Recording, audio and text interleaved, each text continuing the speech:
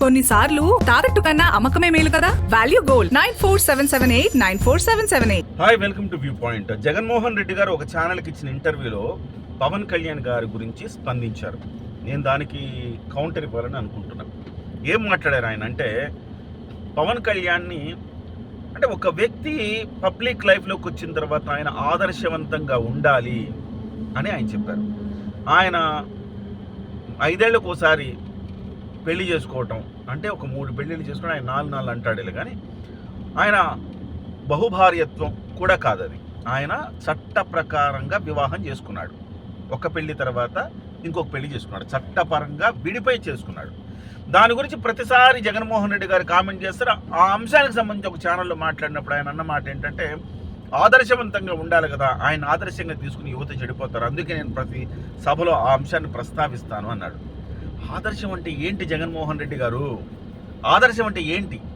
ఒక్క విషయం నాకు చెప్పాలి మీరు. పోనీ మిమ్మల్ని ఏ విషయంలో ఆదర్శంగా తీసుకోవాలి చెప్పండి.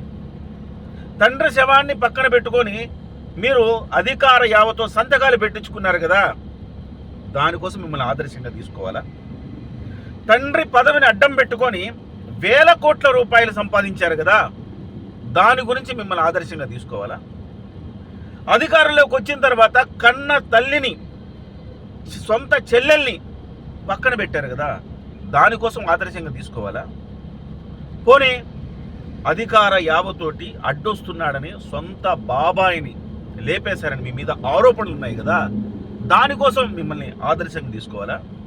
అధికారులను బెదిరించి వాళ్ళతోటి అవినీతి పనులు చేయించుకున్నారు కదా, వాళ్ళందరి జీవితాలు బుగ్గిపాలే, అందరూ కూడా జైలు జీవితాలు అనుభవించారు, దానికోసం మిమ్మల్ని ఆదర్శంగా తీసుకోవాలా? దేనికోసం ఆదర్శంగా తీసుకోవాలి? మీ బెంగళూరు ప్యాలెస్లో జరిగిన కార్యక్రమాల గురించి మిమ్మల్ని ఆదర్శంగా తీసుకోవాలా? దేని గురించి ఆదర్శంగా తీసుకోవాలి జగన్మోహన్ రెడ్డి గారు మిమ్మల్ని? ఏ రకంగా ఆదర్శంగా తీసుకోవాలి జగన్మోహన్ రెడ్డి గారు మిమ్మల్ని? పోనీ మీ జేబులోంచి ₹1 ఏ రోజైనా వితరణ చేశారా? కష్టంలో ఉండేవాడికి ₹1 ఇచ్చారా? మరి ఎందుకు ఆదర్శంగా తీసుకోవాలి జగన్మోహన్ రెడ్డి గారు మిమ్మల్ని? పోనీ పవన్ కళ్యాణ్ గారి గురించి మాట్లాడుకుందామా? బహుశా ఏ మనిషి కూడా పరిపూర్ణుడు కాదు, 100% పరిపూర్ణుడు కాదు.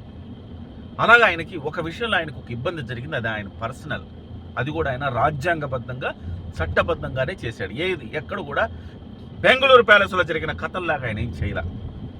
ఒకళ్ళని పెళ్లి చేసుకొని 10 మందితో తిరగటం ఆయన చేయలే. కాబట్టి అది రాజ్యాంగపరంగా చట్టపరంగా లభించిన హక్కులను ఆయన వాడుకున్నాడు. ఇకపోతే ఒక తమ్ముడుగా ఆయన ఆదర్శంగా తీసుకోవాలా? ఒక కొడుకుగా ఆయన ఆదర్శంగా తీసుకోవాలా? ఒక మనిషిగా ఆయన ఆదర్శంగా తీసుకోవాలి జగన్మోహన్ రెడ్డి గారు. పోలవరంలో బాధితుల కోసం ₹1 ఇచ్చాడు. భవన నిర్మాణాల సంక్షేమ నిధి ₹1 ఇచ్చాడు. సిఆర్పిఎఫ్ జవాన్ల కోసం ₹1 ఇచ్చాడు.